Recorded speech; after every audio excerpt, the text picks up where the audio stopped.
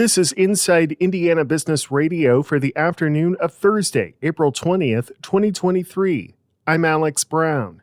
Officials with the YMCA of Muncie have kicked off the public phase of a $28.5 million capital campaign.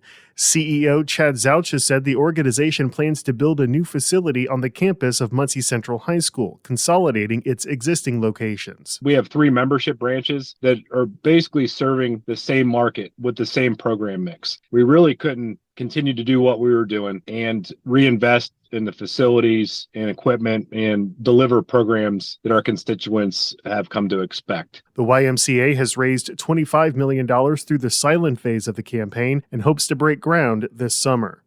Indianapolis-based Safety Management Group announced this week it has acquired Trinity Safety Group, also based in Indy.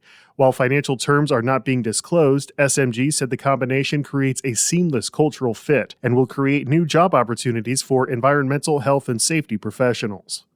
Kroger says its Central Division, which serves much of Indiana and Illinois, is now accepting EBT cards for online orders from customers who use Supplemental Nutrition Assistance Program benefits. Until now, Kroger has accepted EBT cards for SNAP benefits only through in-store purchases. From the number one source for Indiana business news, this is Inside Indiana Business Radio. Indiana, it's time to get revved up. Inside Indiana Business is going racing. We'll be at the Indianapolis Motor Speedway for the month of May and take you inside the business of motorsports, from gasoline alley to high-tech race shops to small-town dirt tracks. We'll explore what fuels a billion-dollar industry in the state. Join the entire Inside Indiana Business team from the world's greatest race course for Business at the Brickyard, brought to you by Purdue University. It's checkered flag coverage you won't want to miss. Less than a year ago, Slovakia-based startup InnoBat Auto announced its plans to build battery research, development, and production facilities in Indiana in partnership with New York City-based Ideanomics. IIB's Wes Mills reports Ideanomics now says it's running out of money. Ideanomics says it is owed more than $11 million from InnoBat and isn't certain whether it will still be in business in a year. InnoBat first announced its Indiana plans in June, saying it was partnering with Ideanomics, a publicly traded company that works to accelerate the commercial adoption of electric vehicles. The company said in November it planned to develop a 100,000 square foot facility in Indianapolis as part of a joint venture with Ideanomics, creating up to 80 full-time manufacturing jobs. An InnoBat spokesperson told our partners at the IBJ the company, quote, is not yet ready to update on the previous announcement about the Indiana project. Ideanomics did not respond to messages from the IBJ, but the company's annual financial report filed March 30th said it does not have adequate cash to meet its short or long-term needs, adding that it's trying to secure additional financing but can't guarantee that will happen. The company reported an annual loss of $282 million on revenue of $101 million, saying it has never generated an annual profit since its inception in 2004 and anticipates continued losses for the foreseeable future. In the annual report, Ideanomics also said InnoBat had failed to repay a $11.4 million loan that Ideanomics had provided to InnoBat in December 2021. The InnoBat spokesperson declined to comment on the loan. Wes Mills, Inside Indiana Business Radio. The players on Oakland City University's women's soccer team are speaking out on the departure of their coach this week. In a statement posted to the team's Instagram page, the players said Coach Katie Harrison was, quote, forced to resign based on her sexuality.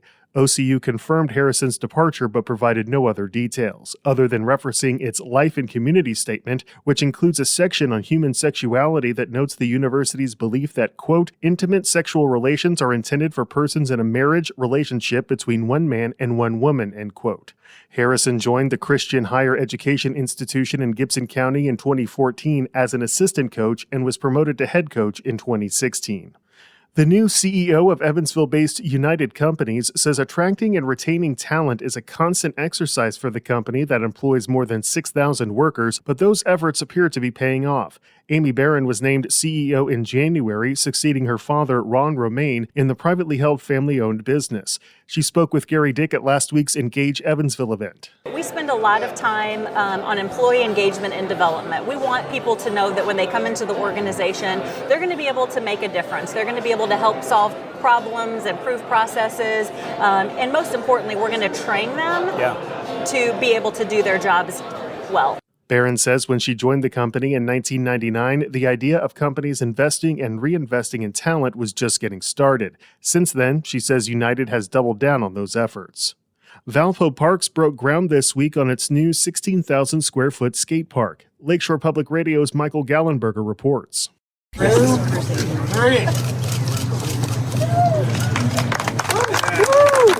The new skate park, to be located at Fairgrounds Park, is designed to be a destination.